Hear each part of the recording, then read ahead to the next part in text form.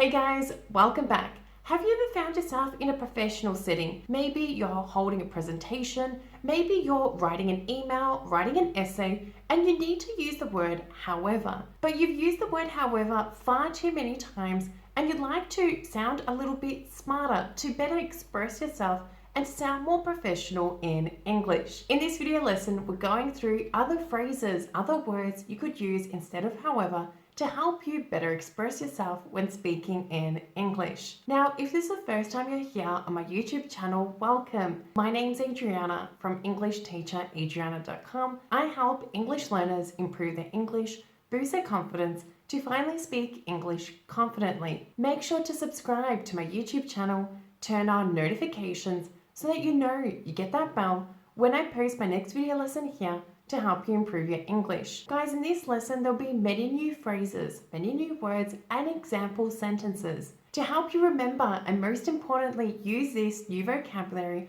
I suggest that you use and apply the shadowing technique. So while we're going through this lesson, shadow, repeat out loud at the same time or after me to help you remember and use them when speaking in English. Go and find yourself a quiet corner and let's begin with the first phrase. Now, if you'd like to express in spite of that or something, a great word to use instead of however is the word nonetheless.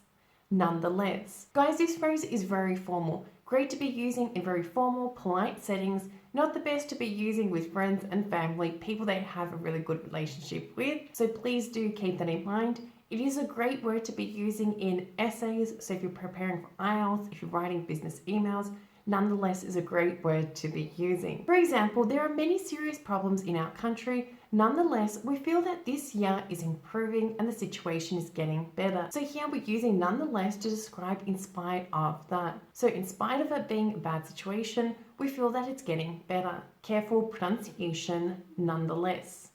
Nonetheless. Now the phrase even though means despite the fact that. This is a great phrase to be using in everyday conversations. You can use this in formal settings and you can also be using this in essays, especially if you're preparing for the IELTS or TOEFL exam. For example, she continued working at the company even though they didn't value her work. Careful pronunciation, even though.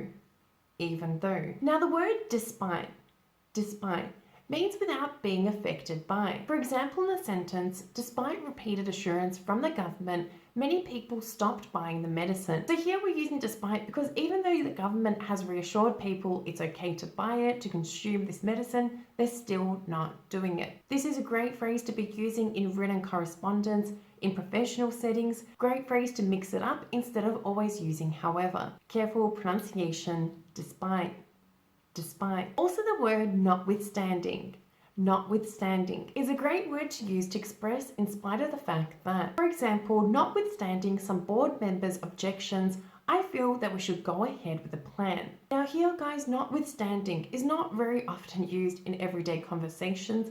It's very formal, it's very polite. Great to be using in written form, so if you're writing essays, in everyday conversations, there are better alternatives you can find in this video to use, but if you do want to be very formal and polite, go ahead and use this word. Careful pronunciation, notwithstanding.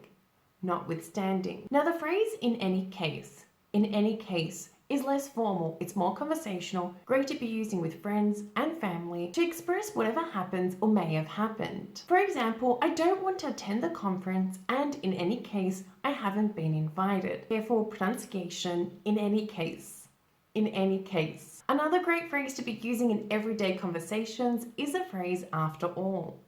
After all. This means in spite of any indications or expectations to the contrary. For example, I do think her proposal will help us. After all, she always provides great examples and really justifies her point of view. I use this phrase quite often. It's a great conversational phrase. You could be using this in a work setting or just in everyday conversations. Careful pronunciation, after all. After all. Also the phrase for all that means in spite of something just mentioned. For example, Bob sacrificed many nights to prepare for the IELTS exam, but for all that, he still failed the exam. So here, even though he prepared for so many nights, He still failed, so for all that, he still failed the exam. Now this phrase is very formal. This is good to be using in polite, very formal correspondence, maybe in essays, in emails. It's not very often used in everyday conversations. I don't use this one very often, but it is good to know and understand this phrase, as you will see this in many books, in academic articles, and most likely also in email correspondence. Careful pronunciation for all that. For all that. Now also the phrase in spite of. In spite of. Now this means without being affected by the particular factor mentioned. For example, the HR department helped them resolve their differences. In spite of the difficulties it brought to everyday operation of the company. So here, in spite of is being used to describe the fact that even though it was causing a lot of difficulties for everyday operations, the HR department still helped them. Please note that in spite of is great to be using in written form. It's not that used in everyday conversations, but if you do find yourself in very proper and very polite conversations, in spite of is a great phrase to be using. Careful pronunciation, in spite of. In spite of. Now I'm sure that many of you are familiar with the phrase on the other hand. On the other hand. Now this is a great phrase to be using to express two ideas, so two thoughts, and showing the differences between the two. For example, you are able to actively earn an income by working for a company. Rent, on the other hand, is income earned passively. So here we are comparing the two. So comparing about income being earned actively and income being earned passively. Careful pronunciation, on the other hand. On the other hand.